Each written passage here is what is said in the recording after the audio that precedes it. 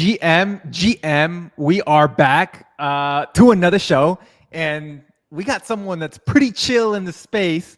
I don't know how chill. We're about to find out, but we need to find out the 411 and what's happening with Soul Arena. Everything that we're seeing on the socials, these guys are like absolutely like all I've seen right now on my Twitter feed has been Soul Arena. So, James, how are you today? How you feeling? How are the vibes?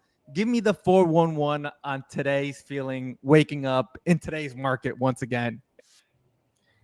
Actually, I haven't really been paying much attention to the market lately. I've been so busy with all this stuff going on where we got a ton of stuff that we're building. So I actually haven't. I've also been avoiding just a bunch of crazy stuff on X lately. But otherwise, I'm great. We're building. We've always been building, and we've been around for quite some time now. Most of the people here will remember us as Chill Chat. So yeah, nothing really changed. I'm a little sick today, unfortunately, so you might hear me coughing a bit. But yeah, otherwise great here. We're building.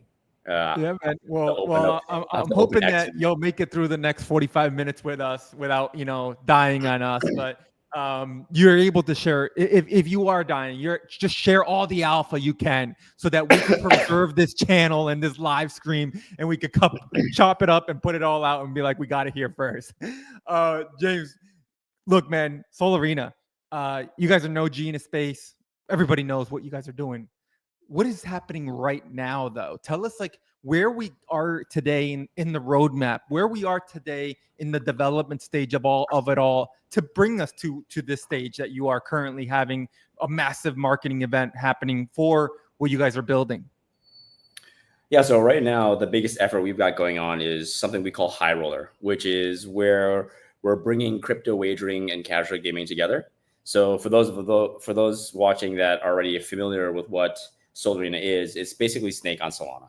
We wanted to take a proven model that already has a lot of players playing it. It's very popular on mobile. It was a super viral game on web before. And we want to see how we actually couple that together with crypto.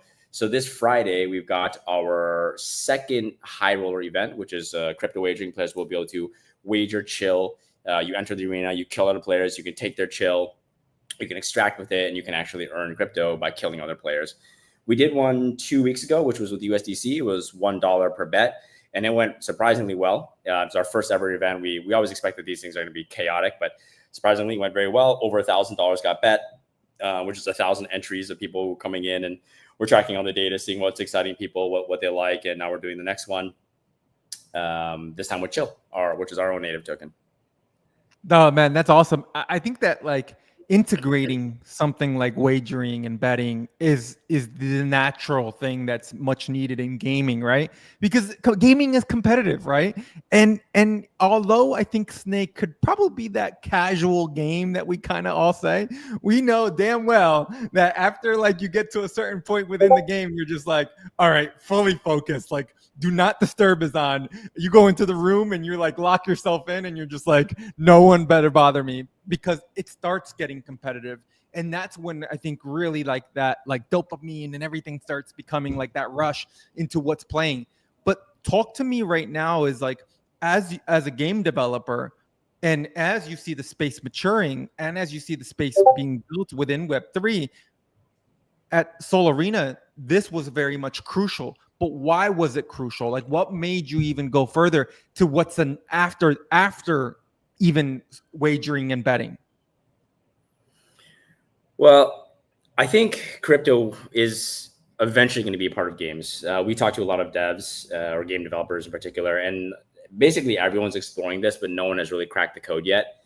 And I think you build really big gaming companies when you get that tech leap.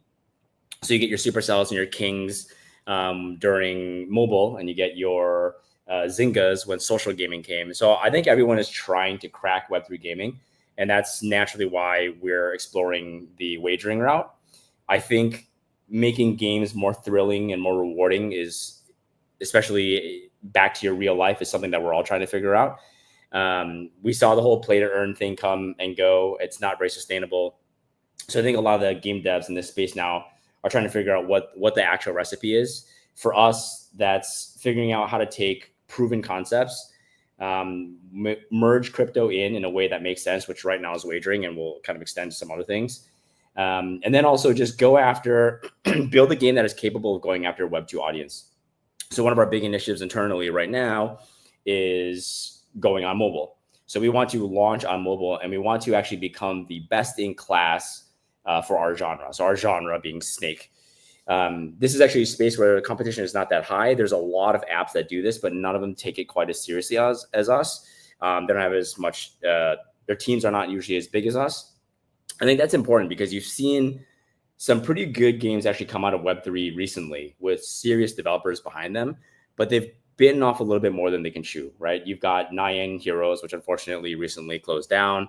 I mean, they're going after Overwatch and like Marvel Rivals. I mean, these are like, this is the bleeding edge, the cutting edge, the best of the best in the industry. And I'm not really sure that's where you want to build your first, right? It'd be like if Zynga started off and they went after like Counter-Strike or Call of Duty at the time, or if mobile first came out and Supercell was going after them. I don't think that's the way. You got to find something that the tech is suitable for, that is low enough budget, that can be built fast enough so you can pivot quickly and get to what you need. So for us, we want to get to mobile. We want to be the best Snake game on mobile. We think we can actually do that because Snake is not as competitive as stuff like Overwatch or whatever. And then as we start to bucket these Web2 players in and people enjoy just this better Snake, how can we actually start to move them over into the Web3 side and get them interested in that stuff? I love the take of going mobile, but also attracting a different audience, right? And I think that something in Web3 that we keep doing is going after the Web3 circle or the bubble, right? But I think we all are very much safe to say is that we've exhausted that bubble, right? Especially when it comes down to the token and all this other stuff that happens in Web3. The Web3 elements have been almost exhausted. And I think that you mentioned, a lot of game developers that have come to market and some that have done a phenomenal job with keeping the Web3 on the back end as well, because sometimes it might be overwhelming, right? The language, the connection, the onboarding, the off ramp, all of this very much in Web3 is still a little bit clunky, right? It is getting seamless. It's definitely getting there. But as you start going after Web2, what is the messaging that you are looking to send? Like, does your marketing change, of course, from Web3 to Web2, and what changes from the marketing? Is it, hey, free to play, come check out, I don't know if you want to call it the later version of Snake or the more competitive version of Snake, or what if Snake gave you rewards? All these things that start coming in my hand. What is that message that you now go towards the Web2 users on what you're building? That's a really good question. So Web2 marketing is completely different than Web3 marketing. Web3 marketing is basically just a handful of creatives that you put either on X or TikTok. Arguably for Solana, X, right? Because Solana doesn't do well on Reddit. XRP, for whatever, does really well on TikTok, but not Solana. YouTube is also more deeper stuff, and you don't really see people picking up too much there. So it's really just X, which means when you're trying to market a Web3 game on X, you're just shouting into X, trying to like get attention. Web2, though, is basically a science. Web2 gaming, or mobile gaming, I'll say, is basically science, right? You know what product you have. You know if you're casual, hyper casual, mid-core, hybrid casual. These genres are well defined. The audiences within them, the genders, the ages, their spending amounts, all this stuff is actually very well defined. So when you go into Web2, I wouldn't even call it marketing. I'm just gonna call it user acquisition. You just identify which audience is most likely to convert and willing to invest time into your game. You create interesting creatives that target them. We've all seen these ads on like Instagram or whatever. They're almost oftentimes like not even actually the game. They just kind of bait you in with something that kind of looks like the game, and then you download the game and then you start to play it and start to make progression and all that. So the formula for Web2 is a lot easier. We're just going to go after mid-core users. If you're familiar with Brawl Stars, which is kind of one of the Supercell's most popular game now, I think it's doing about 629 million annually. That's solidly in the mid-core. You got your more hardcore stuff like Mobile Legends, Wild Rift, and what's the other really popular MOBA? What's slipping my ROV or HOV, I think it's called. You have really popular mobiles. That's like your hardcore mobile. So we want to be positioned somewhere in between the casual and mid-core. We still want to offer all that progression, but we want to build into a simpler experience for people who think maybe a top-down shooter is a little bit too intense, at least to start with. I don't know that we would use any Web3 lingo when we market to this space. We just do pure user acquisition and we acquire those users. Now, the way we incept them into Web3 is by offering rewards. So most of these players that play Web2 games, they like to get stuff. They like to make progression. They like to feel like they're making progress. And a very interesting way that we think about building their progression system into Web3 is by offering them a reward. So let's say you're playing the mobile version. You hit some certain level or you get some certain achievement. We'll actually give you a ticket, and it'll be something like a high roller pass, we'll call it. Now with that high roller pass, it's not actual crypto. You can't withdraw it or anything. But it's almost like, a lot of casinos out there, they're like, if you put in $100, we'll match you with $100. You can't actually withdraw that other $100 I gave you, but you can spend it. You can gamble it away. That's kind of our thought process. You will let you play, and then we're going to give you tickets where you can actually start playing for money. Now, if you win, you'll be able to extract that. But if you die, then you just lose it. But you don't really feel like you're losing your own money. But you also understand kind of what's at stake. You're like, oh, actually, if I win this, I might actually be able to win real money. And after they try that, after they go from I was just playing for fun before to holy shit, I actually killed someone and made some money. Now they can actually start to understand why Web3 is important. Because I think the strategy that Web3 institutionals have tried to win over gamers is by basically taking this giant Web3 bat and like smacking them on the head, like, yo, you need to be in Web3. And then gamers like, why? Like, why? I don't understand why I need to do this. And it's got a lot of lingo. I don't want to bother. So you gotta whet the appetite, I think. And that's kind of how we want to Trojan horse it. James, man, if I could give you an award right now for that statement, you got a free $10 in the game, because hey, man, as a marketer, I can't tell you how important it is to understand the casino business. Is the thing is that you brought up is cool, but it's psychological marketing. It's psychology on how you are doing all this and getting people to get involved and getting people to want to play at a will, but also at the same time be able to potentially earn with not knowing that what would happen. And essentially the end goal would be for them to become a marketer, because hey, if something happened within the game from a losing to a winning perspective, they want to try more, and they're going to either share this with their friends, family, gamer friends, co-workers, whatever that is. And it's that evolution of the user journey that is so missed in Web3, man. Like when I talk to people and I'm like, what's the user journey look like? They look at me with like deer in the headlights. It's like 10 different things. I'm like asking like $1 million question. I'm like, no, this is like just simple marketing question of like, hey, how do they funnel in? How do they work? Why would they retain? How are you going to retain them and all this stuff? So I love that your mindset has been very much that, because it just shows how much you've been studying the market and what you're looking to expect from the user. With that said, Soul Arena, this is coming to Web2 users. What are you seeing as the obstacle as a Web3 game developer marketing to Web2 users, given that you've already said, hey, the language is not going to be something we use? Do you think that there's still an obstacle they're going to be there? If in the game, off-ramping, on-ramping, is there going to be something? Is it all going to be so seamless that, like Web3 is just under the hood? I actually can't answer that question yet because I'm not sure. So things are changing now with the new, with the lawsuit that Epic won against Apple. And so a lot of web stuff and web portal stuff is going to be able to start to become available. We're still actually looking into this now to figure out how seamless the crypto side is going to be with the mobile game. The ideal circumstance is that they come in, they get this high roller free pass, they play, they win some money, and then now it's like, hey, you actually have like $10 sitting in your wallet. That's actually yours. You can take that. You can withdraw that. Then they're gonna be like, oh, how do I withdraw this? Because as soon as somebody knows that they have money there, they're gonna be a lot more interested in figuring out like, okay, how am I gonna get that out? So from there, I think we've got two options, right? It's okay. let's get you a wallet, or maybe we spin you up a wallet. We can do kind of a non-custodial, but it uses your email to log in. You're seeing a lot of these tools pop out now. CrossMint can do most of this stuff, and we can actually give you a wallet associated to your email address, and you will actually be able to pull it out from there.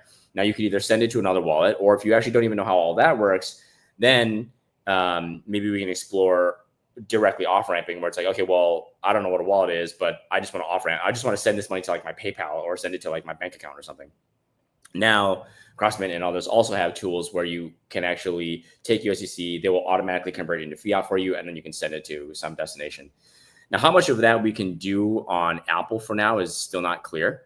There is a couple titles that do wagering, but they're 100% skill based. Soul Arena is designed to be majorly skill-based, but it's not a pure skill-based game, right? For example, it wouldn't be chess. My opinion on this is that pure skill games are not fun to wager on. Like nobody wants to play Magnus Carlsen for money, right? You're just going to get clapped, and then there's no point. So there has to be a little bit of chance. So yeah, that I think is the area we'll have to navigate. We'll have to fully understand. The worst case scenario is, okay, yeah, you've got this money, it's sitting in your wallet, but then you're going to need to get it from your wallet off into, whatever thing that you would want to send it to. No, man, I think I appreciate it. And it's because I always ask like entrepreneurs, it's like, hey, man, the road in Web3 is tough, man. Like, I'll tell you, right? Like, not only are we building infrastructure, technology on top of gaming, like we're doing a lot here in the space, and I give you guys so much credit for that. And I think it's so important sometimes to let people know it's not easy to build what's being built in Web3, and it's why you should be more bullish on founders like yourself that are building, that are breaking through some of these roadblocks, some of these walls that we're currently having in Web3. So definitely shout out to you. And after that take, man, I'm so much more bullish on everything that you guys are doing now. Understanding Soul Arena, understanding the Web 2 aspects of it, understanding the roadmap. Now, I have to go into the game itself, right? You're talking about leaderboards, we're talking about wagering, we talked a little bit about it. But what are going to be like the differentiating factors within Soul Arena? Will there be different maps, different ways to incorporate other IPs? Like, what's that kind of like game mode, and also game mode with partnerships? Because that's the beauty of Web3, right? In a way. And so talk to us about that vision right there that you have, that you're laying out in front of us already with the game. So Soul Arena, which is something that we're planning to bring to mobile soon, is actually designed to be more than just a snake game. Now, it will start as just a snake game, and that's just because, again, it's a proven hook, it's a proven mechanic. I think that's one of the most difficult things to do in a game, is get a fun mechanic first, and then you have to build the layers of progression and all that. That's the retention engine that keeps them there. So those are the two pieces of the puzzle that we want to polish out. So we've already got the core loop that's already there. We've got people who are already playing the game. How do we make it more rewarding for them? So how do we start to add more retention mechanics, more progression mechanics, so that players can feel like they're making progress as they play? Things that keep them there regardless of if they're making money or not. And I think this is actually a huge pitfall that a lot of these Web3 companies fall into, where players only play your game if they're making money. And we actually, frankly, we ran into this too, right? We went with the whole airdrop meta, or like, was it play to airdrop or whatever? And it's not a good meta. Those players are highly extractive, right? They come in, they play a game, they sell, they move on to the next game.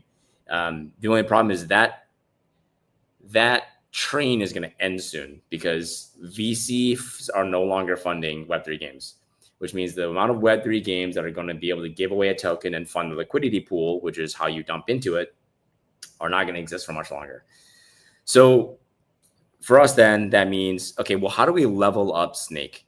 How do we get Snake to go beyond what has currently been there? And we've studied the Snake market, and Slither.io is the OG. They're the ones who originally launched all those years ago. I think back when I was in like high school or something, they launched.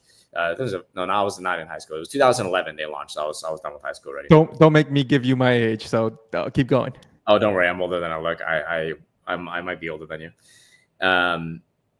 So yeah, we were studying Slither.io, and then we looked at the mobile, and we tried to find like the most successful ones. And there's routinely on the top 100, probably like 10 different Snake titles that all do quite well. And we looked at all of them and thought, okay, well, what's the big thing that's holding a lot of these back? Why haven't they been able to become Brawl Stars level or Farmville level in terms of their monetization potential? Because the monetization data is all there. You can look up any app and basically see how much they earn. And the conclusion that I came to, the biggest unlock is actually the art itself. So most of these Snake games, you are just a snake. And so there's not a lot of depth that they can put there to really engage users. You can't really do skins. You can't really do cosmetics. You can't give equipment or items and all this kind of stuff. So then what's the progression, right? Like, how do you actually get stronger? How do you get better? How do you make progress through the game? If it's just a number, that's not very rewarding for players. So once you change the visuals, once you unlock the potential artwork unlocks content, and content unlocks progression. So it kind of goes downstream from there, where if you start with a good enough base or foundation from art, you can start to create a lot more content, different cosmetics people want, different ways to express themselves, different way for them to associate, play in the game. That content you can then lock behind progression, which means you need to play the game and get to certain points before you can start to use that content. And then that starts the dopamine cycle where players like, oh, I want to unlock that thing, or I want to be on this thing with my friends and all this kind of stuff. So I think that's where we start. That's how we build a best-in-class Snake game. That's how we actually, as a Web3 company, build the best version of a Web2 game and dominate in Web2, and then figure out how we start seeding that into Web3. And then from there, when I look at, just my last point here, I look at what Brawl Stars does. Those guys are genius. They start off with this top-down, simple shooter game. It's basically a battle royale. So it's like the top-down battle royale. It's just Fortnite, but super casual Fortnite. And the game has been around for quite a few years now. I think 7 years now in total since their soft launch. And just last week, the game has evolved so much that they now have a MOBA mode. So they are now starting to compete with like Wild Rift and the other MOBA titles. And so what they have is a platform game. They have some modes that are competing with PUBG and Fortnite, and they have some modes that are competing with MOBA. But when you have all this content locked in one game, players are much more incentivized to monetize in this as opposed to monetizing different titles, where you start to experience something called monetization fatigue, right? Where the user's like, oh, I spent a lot of money in this game. I don't know if I want to spend money in this next game. They can monetize each user significantly deeper. So I think that's something that we look at as well. And we want to think about how we can monetize, build a platform that allows us to monetize each user a little bit more deeply and over a longer period of time. I love that you took revenue, balancing fun, and financial incentives all in the last 5 minutes, right? Because that is truly the way to build a business. Let's just say a business, not even a game. It's understanding how to build a business, because the airdrop mechanic meta that passed was not a way to build a business. It just actually, you lost money. It was just burning money really in Web3. And not many people either capitalized on it or just let them see the money go out the window. And I'm glad that you're saying, hey, like that's just not possible, especially after VCs, like they need a return on their investment as well. Again, this is a business at the end of the day. And how do we produce revenue? And how do we make sure that revenue is being produced at the end of it through balancing fun and financial incentives, skins, sales, whatever that is, right? Power-ups, level ups, all these things that we're talking about. I mean, you're using Brawl Stars, which again, like if you look at those mechanics, even the revenue mechanics, it's just again on another level, right? And I think this is exactly like, even, man, hats off to you guys, and so bullish on that take, because that has been the toughest part that Web3 still has not been able to do, is how to turn revenue on. And I think a little bit of it is that we are building still, right? It's hard to charge somebody when the game isn't an alpha or a beta version of it, right? Because essentially you're still being a play tester or a beta tester or whatever you want to call it. But we are definitely now coming to a pivotal time of Web3, especially in 2025, as the graduating class of like 2020 and 2021 that got VC funding. Now those games are ready to hit the market and to begin to turn on revenue. So I'm more and more bullish again on that take, because you're definitely very much thinking, hey, like this is what we've been building for. But what's next after this, right? And how do we work with partners to increase revenue? So man, appreciate that tremendously. understanding now Snake being the first title, kind of what you just mentioned as well. Where do you guys want to go next? Is there something already in mind or in plan, or do you guys have some sort of like? It seems like you guys have nailed this market in the sense that you guys did your R&D on, hey, why Snake has been so popular, why is it always on most mobile mobile devices.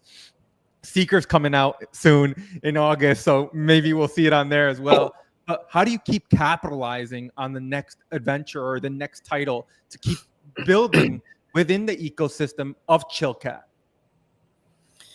Yeah. So I won't actually drop the next titles that we're planning to build yet, because it's gonna take a little bit of time until we get this polished enough to start building those. And I would hate for somebody to build it first. What I will say though is, if you look at the strategy of the way we approach this, we look at proven models that haven't gotten a refresh in some time, and proven models that could clearly be improved and made better, but have proof that they work. And I think this strategy is not so far off from what you see in almost every mature industry. So if you look at the movie industry, we went full circle and started doing all the Marvel movies again, right? Because it's proven. Everyone knows Iron Man sells. Everyone knows the Hulk sells. So they start doing all that. And then kind of Star Wars goes through the same thing. Everyone starts redoing Star Wars movies. Now they're actually reanimating our old childhood movies. So they're like remaking your Lion Kings or remaking your Lilo and Stitches. So I think where we look for opportunity is places where things are proven, but they've maybe lost their fad. They're not as cool anymore, but that brand or the concept is still strong. And you just go back, you pick that up, you refresh it, you make it better, and you bring it back to market. Because everyone likes to be able to have that nostalgia moment where the thing that they love when they were a kid has come back and it's kind of better.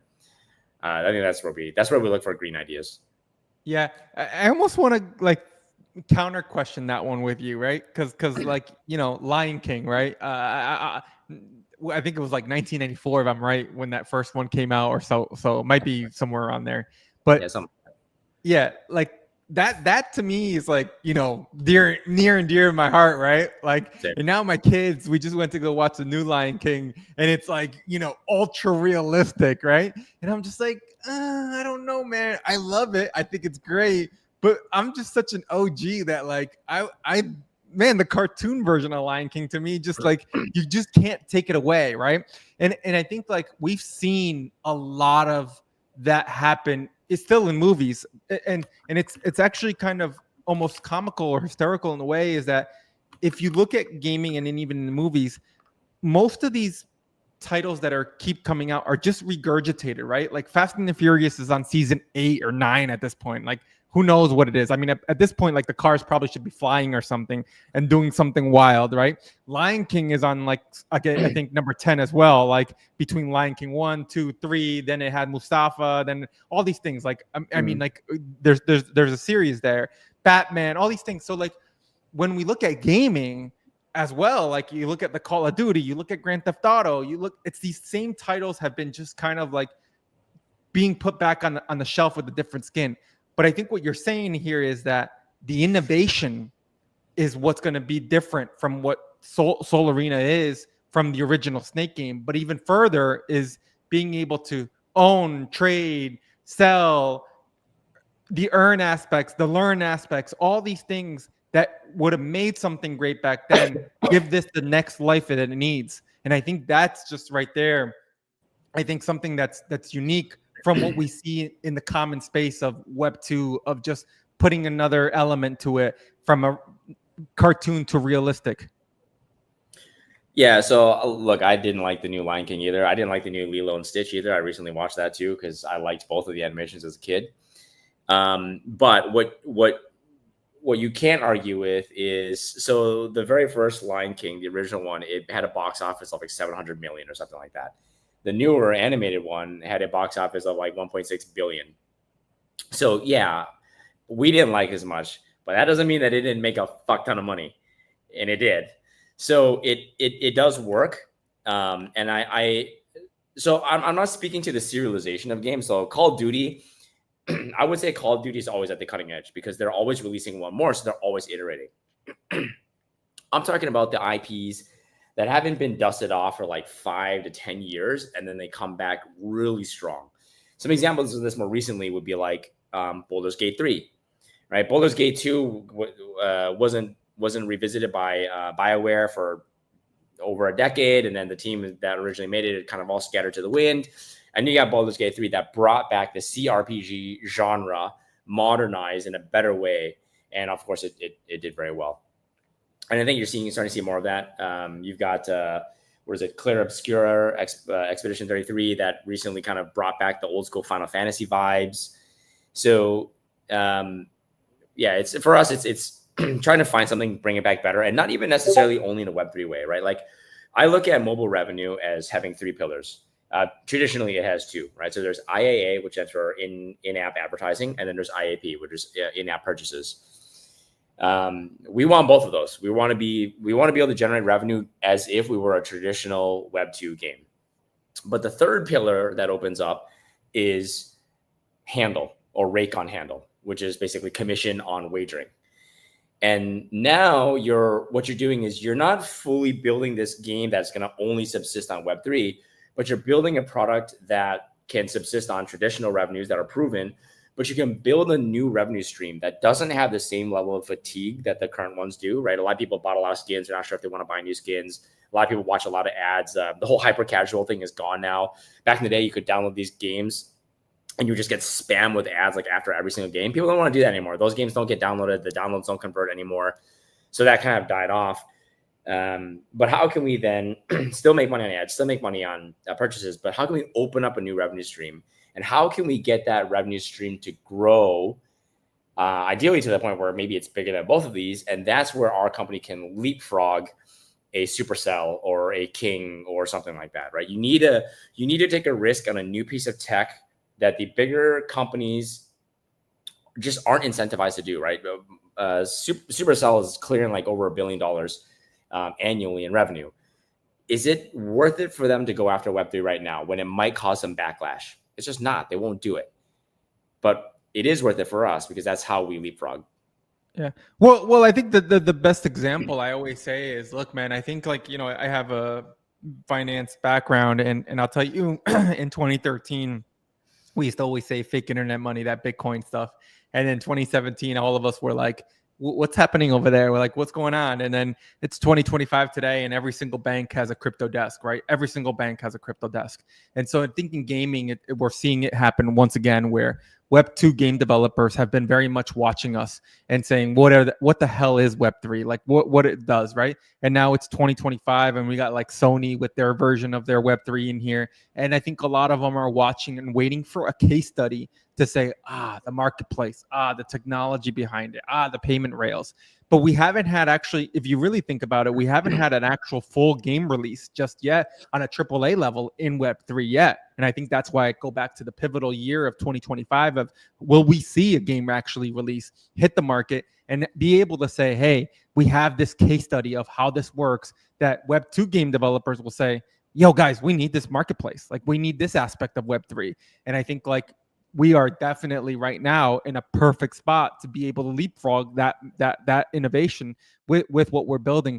And so, yeah, I think like it's really like, again, unique. And I think it's opportunistic for us to be here. I think like we are definitely at the bleeding edge of technology right now, and going to take gaming to a new level. I think is really truly what we're all here for. But the experience, I think it's just that, man. The experience is going to improve.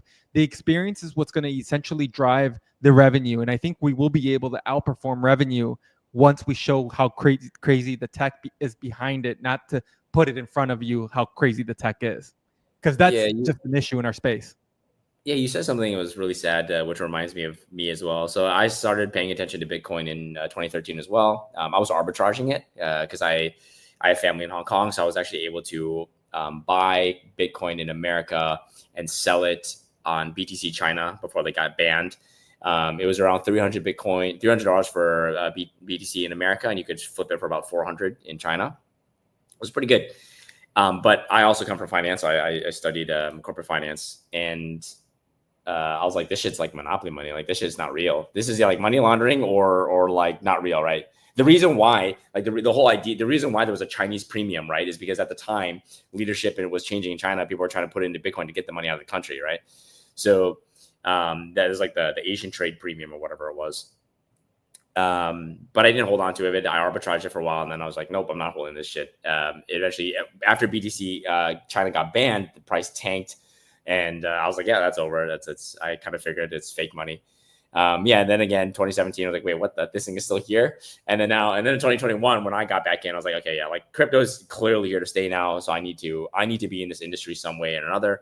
Games is just like the best, most interesting way for me to get into it. And I think actually a lot of what you say in terms of how the big banks are adopting it today, this is also one of those things where humans take time to change behaviors, unless it's like something super violent that you like can't get around. But even if you think about mobile phones, like I remember when the first iPhone came out, or even the second one, like the iPhone 4, there was still a lot of people walking around with flip phones for a while. And like as somebody who used an iPhone 4, I was like, I had an iPhone 4S or whatever. I would look at people with flip phones. I'm like, what the fuck are you doing? Like, how do you still use that? But then they don't know, right? Because they're like, well, it fucking works. I can call, I can text. Like, what do I need all that other stuff for? And I think the same way banks today are adopting Bitcoin, and there's like kind of no way banks want to have Bitcoin on their balance sheets in the near future. I think that a lot of the UI UX that we complain about today, like I always hear people say, oh, Web3 UX is so shit. Okay, maybe if you're in Ethereum, and sorry to anybody who in Ethereum is your audience. I don't know. I'm not sure what your audience is. But in Solana, with Phantom, really the UI UX is great. Like I can send money faster than I can send money on Venmo or PayPal. So what is exactly so bad? But then people are like, oh, well, people don't understand what wallets are. They don't understand what private addresses are, public address. And then if you actually think back, like think about trying to sign up for Facebook. In order to sign up for Facebook, first you need an email. Well, then you use your email to log into your Facebook account, and then you can have a Facebook. So it's just because we're building on top of infrastructure. But Web3 was a complete reset. It got rid of email, it got rid of everything, and it started with just public addresses. So I think in time, this concept of a wallet is not going to be confusing to people. Just like imagine back in the day, being like, oh yeah, by the way, I've got this thing called the email. And then like, here's how you email me. It's james.q.au at, what the fuck is at? You know, that at sign, it's like you shift into gmail.com, right? People had to figure out what .com was. People had to figure out what www. Was. Mobile obviously made that a lot easier because you just click things, right? They got rid of all the tech jargon, and it was just you click a fucking app, you download it. They even got rid of buttons like download, and they called it get, right?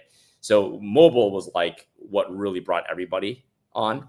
But I think this stuff will happen with Web3. It's just a matter of time. And then once the products get better, I will say one thing though. I have a very strong belief that the first top tier Web3 game, the first top tier Web3 game is Axie, right? Like they are still the GOAT in that they did it. They died, of course, but they did it. Will not be a AAA game. And it will not be a AAA game because AAA games are too goddamn expensive to build.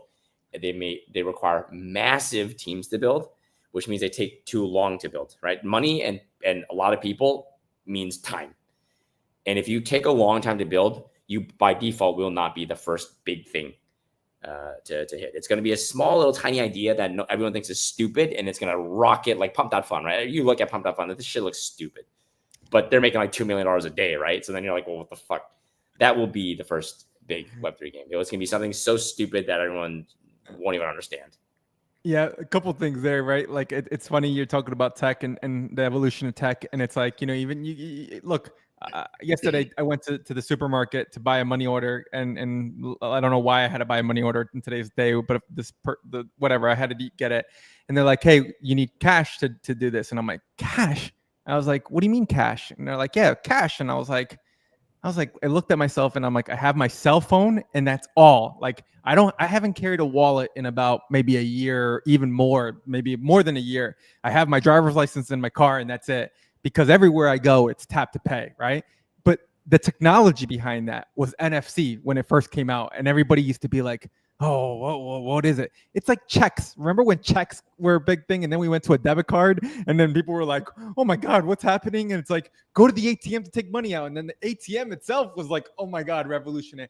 And it's all these things that, again, now it's like, if you talk to anybody, it's like, "Oh, do you accept Samsung Pay or Apple Pay?" Like that's the way they refer it. But it's tech behind that was called NFC. That even on your phone, you still have to swipe right now and say NFC, like you want to turn that on. So I think like, it's just that evolution of making things easier to work with, simplifying people's life, saving people's time, all these things that always make tech so much more beneficial. To back to the thing of like, hey, where will it go with gaming, and where will it make gaming more easier, immersive, rewarding, all these things that are very much giving Web3 that ability. So I'm really like excited all about that. I'll actually want to like counter conversation here with you about like the indie versus the AAA. I kind of like want to take the other side of it, even though I do agree with you that I do think that an indie game can do this. But Off the Grid has actually shown us some really cool numbers with a massive game like that, and targeting Web2 gamers and not targeting Web3 so much. That is pretty, like, I think for me, the numbers behind how many wallets and all that have been created and everything within the game, again, all seamless, all in the back end, can that lead to them having that ability to tell them, hey, there's actually a value behind your game time of 800 hours that you put in, that the points that you've accumulated, the assets you've accumulated can give you some sort of cash in return, or give you more abilities to level up in the game. That could be something really cool that we saw with them. So I want to like take both sides, but just felt like, I think like for the conversation, taking the other side of it. Yeah, I mean, Off the Grid is obviously a super substantial game that came into Web3, but I don't know. It costs a lot of money, and I don't know that it's profitable to what a Web2 company in standalone would expect for the money that they spent to build it. I don't have the numbers to back that up, of course. It's probably, I'm actually going to look into it after this. Um, but I think what I'm thinking about is like, what's going to be the Farmville? Well, I'll put it this way, actually. I don't know any VCs looking at Off the Grid and being like, oh shit, I want to find the next Off the Grid to invest in, right? Because they're like, that cost a fuck ton of money, took a fuck ton of time to build, and you could argue if it's actually a financial commercial success yet, right? I'm not saying that they can't get there, do some iteration, but you look at a Minecraft, and that had VCs salivating. Everyone's like, what's the next Minecraft? How do I get into it? Where is it, right? Or when Farmville popped up, everyone was like, what's the next big social game? How do I invest in the next big social game? You got the same thing when Well, I think Minecraft and Roblox are great examples of like games that came out and took time for them to even go viral, right? I mean, like, how long were they on the market for? And like, they even went through a little bit of a roller coaster. So to prove the point of what you're saying. Yeah, I mean, well, Minecraft went viral super fast, actually. I mean, it went viral off of a single post that he did on, was it Newgrounds or whatever? And then he was selling the JavaScript version. People could buy it on the website. Actually, at first it wasn't even for sale. He just posted the demo there, but then everyone wanted it. And he's like, okay, I'll just put this here then, and I'll put a price on it. But Roblox, the story is much more interesting. That was a goated team of ex-Xbox guys that took like 9 years to finally get to like building a profitable company. That's an insane level of grit. I think Off the Grid is definitely a huge milestone for Web3 gaming, but I don't think it's gonna be the thing that brings a lot of innovation, because it's a giant title against giant titles, and that's just a battle of who has the best talent, who has the most money, and who can execute the best. And I don't know that VCs tend to like to bet on things where execution is the only mode that you have, because Off the Grid is up literally against the best. They're going after like Call of Duty Warzone and what's that, Battlefield and all this. That's who they're competing against.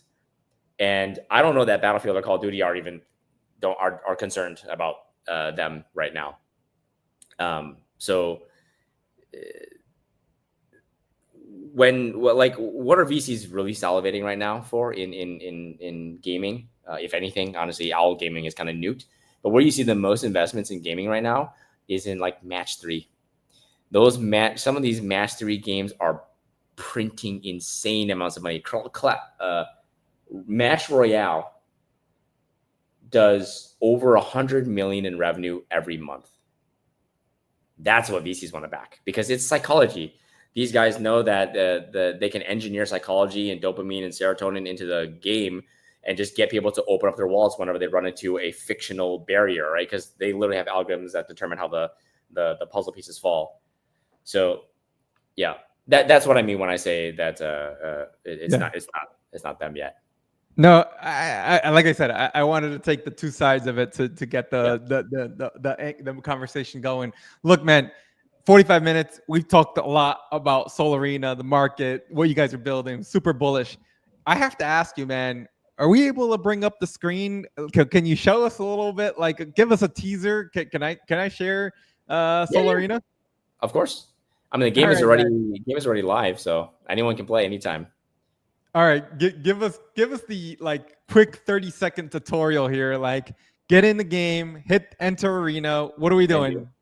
Wait, hold on. If we're doing that, let me see if I can go back to Southeast Asia. Here, I'm just gonna switch my server because I was on North America, which is laggy for me. So let me hop over here.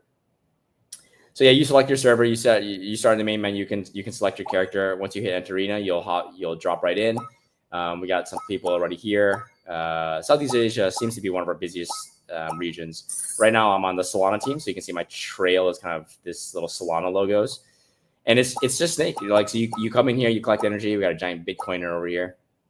You collect energy, you start to get bigger, you start to get longer, and then you're gonna want to grab these power-ups, which, let's see if I can find one. I think I saw one earlier actually. Come on, give me a power-up. Okay, these are no chills. These little gold coins here. You also don't want to collect these. This is what you want to extract with. That's how we determine the leaderboard. So you can think of it as a leaderboard point. It's also how most of the rewards go out for players whenever we're doing token drops or anything. We got Jupiter here. All right, let's see. Come on. Let me get why can I not get a mystery box? See, this is kind of what I meant when I say you got to have a little luck sometimes. A little bit of luck makes games more fun, because sometimes you get really lucky, you get a power up right before you see someone. All right, here we go. So this is a power up I just got. This one is just a magnet. So when I use this, it just picks up stuff that's much farther away. Ooh, nice. I got a vulnerability. All right. Well, maybe for the sake of the stream, I can try to show something here. Oh, and look at that. See, 3 mystery boxes all next to each other, and I couldn't find one for the longest time earlier. All right. So I've got invulnerability as a power up sitting here. I can boost, so it makes me move a little bit faster. And I can try to use invulnerability to attack another player and see if I can kill them. All right, so wormhole just open. Let me see. I'm trying to come over here and see if anyone's doing anything. Oh, okay. Well, I don't know what he was doing, but that guy just ran into my trail, died. I got his backpack, got all his energy.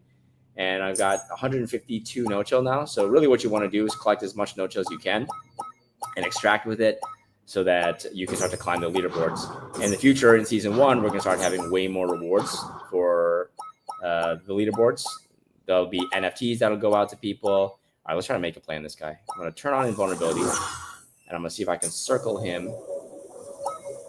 And then when the invulnerability wears off, he's running. Let's see, what is this?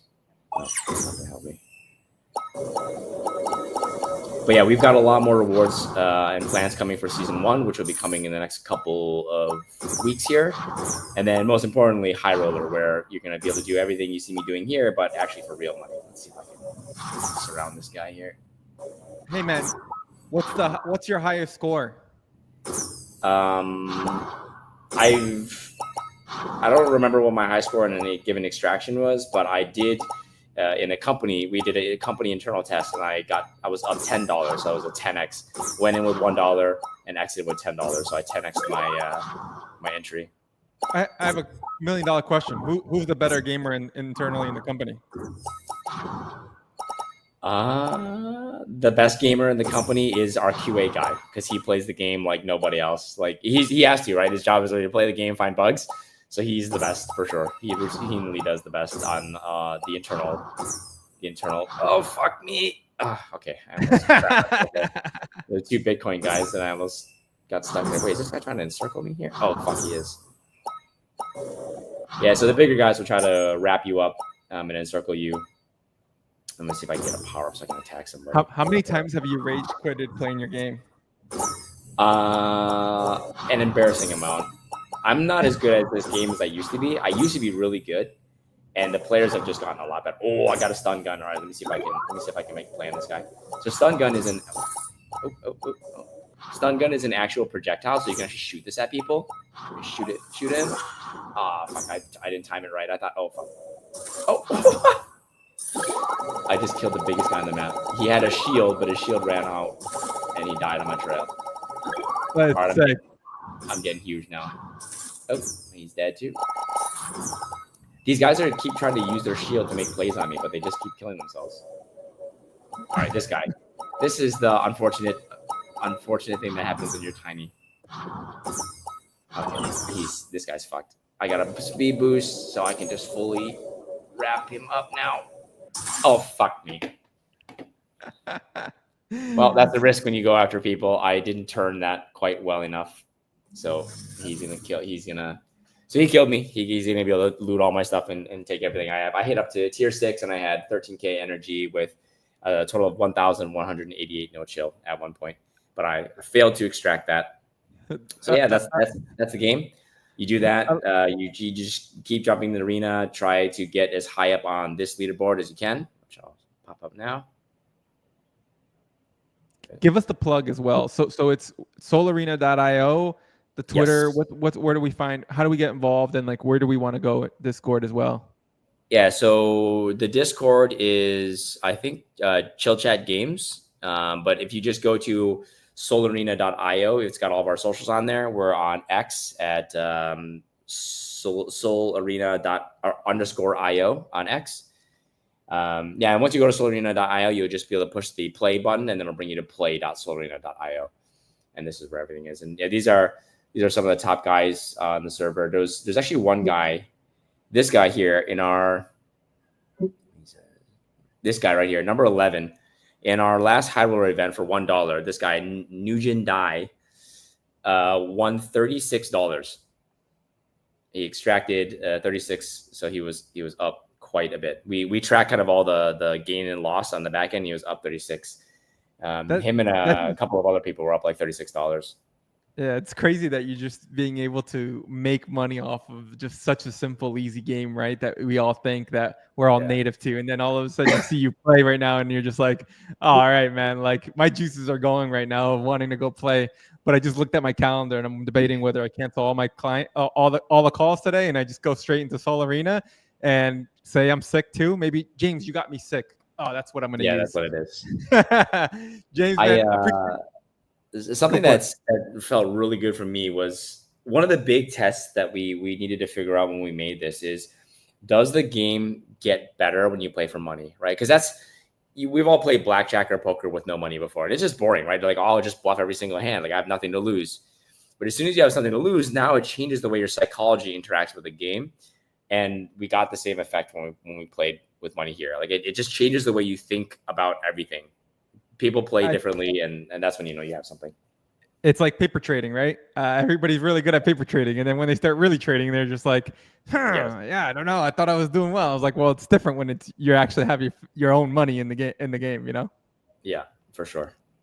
But James, man, appreciate you coming on. I know we ran over time. I appreciate you even hanging through being sick. We're all gonna make sure we go into Soul Arena. Definitely go check it out. Tomorrow we're going to come back. We're going to be actually in a competition, in a leaderboard. So make sure you get some practice in, because I'll tell you one thing. I'm definitely coming for number 1. I know for a fact. I mean, I have the experience, the age. I have it all to be able to compete in this, because like you, James, I did grow up on a Nokia phone when Snake first came out. I definitely spent hours. I missed that battery length on my Nokia where it would last, 3 or 4 days, where now my phone lasts 6 hours. So we'll come back. Thanks again for coming on. Thanks, James. And to the next one, till tomorrow, we'll see you back. We'll be Chill Cat, Soul Arena, competition. Bring your A game. Don't mess this up. Ciao, everybody.